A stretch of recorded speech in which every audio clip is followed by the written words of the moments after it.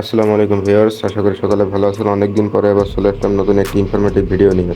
অনেকদিন ধরে বাংলাদেশের বাজারে রাজত্ব করে যাচ্ছে সুজুকি এর টপ নচ পারফরমেন্সের বাইকগুলো। এর মধ্যে আছে Suzuki Gixxer SF, Suzuki Gixxer monotone, Suzuki Gixxer FI ABS, Suzuki GSX-R সহ আরও অনেক ছোট বড় নানা ধরনের এবং নানা ক্যাটাগরির বাইকগুলো। সুজুকি এর বাইকগুলো সম্পর্কে জানে না এমন কোনো লোক হয়তো বাংলাদেশে আছে বলে আমার জানা নেই।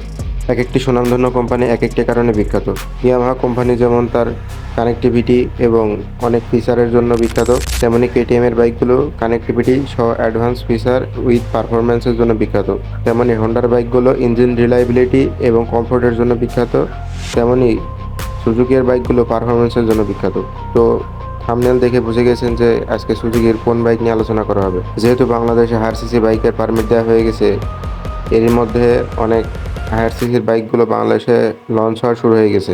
হায়ার সিসির বাইকগুলোর মধ্যে যেমন আছে বাজাজ পালসার N250, সিএফ মোটো 300 এবং এর সাথে আরও অন্যান্য ধরনের বাইকগুলো বাংলাদেশে লঞ্চ হয়ে গেছে অলরেডি। এমনইভাবে অনেকগুলো কোম্পানি আছে যেগুলো বাংলাদেশে এক এক করে তাদের হায়ার সিসি বাইকগুলো লঞ্চ করতে যাচ্ছে। এরই সাথে তাল মিলে যে সুজুকির বাইকগুলো লঞ্চ করবে না তা কী করে হয়। সুজুকি ব্র্যান্ডও তাদের new launch bike Suzuki Gixxer SF 250 এবং সুজুকি জিক্সার এফআই এবিএস 250 বাইকটি অলরেডি লঞ্চ করে দিয়েছে বাংলাদেশে। তো চলুন জেনে নেওয়া যাক আজকের এই বাইকগুলোর স্পেসিফিকেশন। এবং ভিডিওর শুরুতে বলে রাখি, যারা এখনও আমার চ্যানেলটিকে সাবস্ক্রাইব করেনি অবশ্যই সাবস্ক্রাইব করে দিবেন এবং নোটিফিকেশন বেলটি বাজিয়ে দিবেন যাতে সকল আপডেট সবার প্রথমে পেতে পারেন, এবং ভিডিওটি শেষ পর্যন্ত দেখার অনুরোধ রইল। তো চলুন let's start it.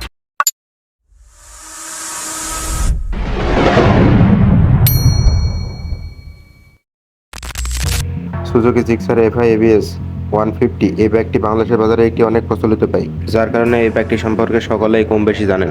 Suzuki Gixxer FI ABS 250 এই বাইকটিও 150 বাইকের সাথে অনেকটা সিমিলার।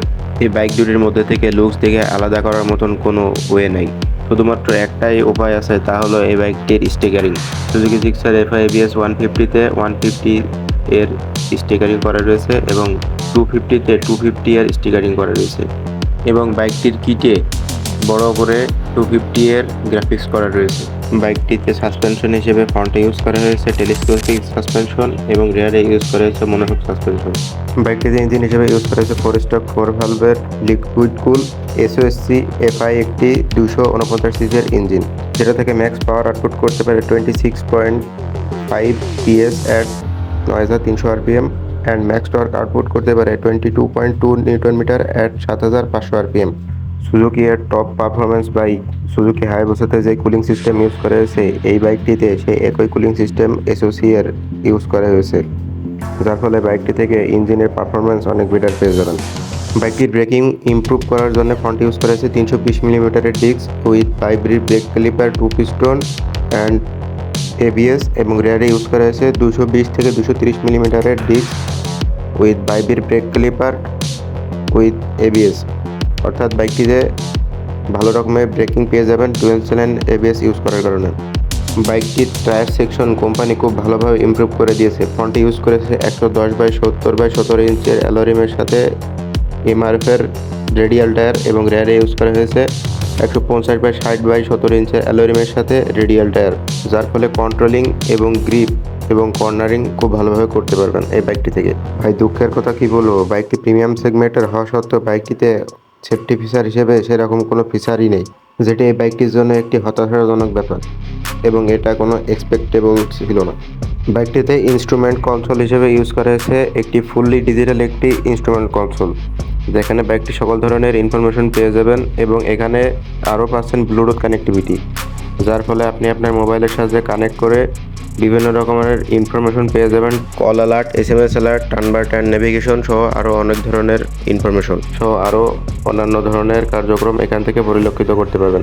বাইকটিতে ফ্রন্টে হেডল্যাম্প হিসেবে ইউজ করা হয়েছে LED headlamp with aggressive design and রেয়ারে ইউজ করা হয়েছে এলইডি টেল ল্যাম্প, এবং বাইকের ইন্ডিকেটরগুলো হ্যালোজেন। এখানে যদি এলইডি ইন্ডিকেটর ইউজ করা হতো তাহলে অনেকটাই বেটার হতো বলে আশা করা যায়। সুজুকি জিক্সার 250 এই বাইকটির ওয়েট হচ্ছে 156 কেজি এবং এর গ্রাউন্ড ক্লিয়ারেন্স হচ্ছে 165 mm, যার ফলে বাংলাদেশের উঁচা নিচু রাস্তা এবং রোডের স্পিড ব্রেকারগুলো দিয়ে চালানোর সময় কোনো প্রকার সমস্যা হবে না বলে আশা করা যায়।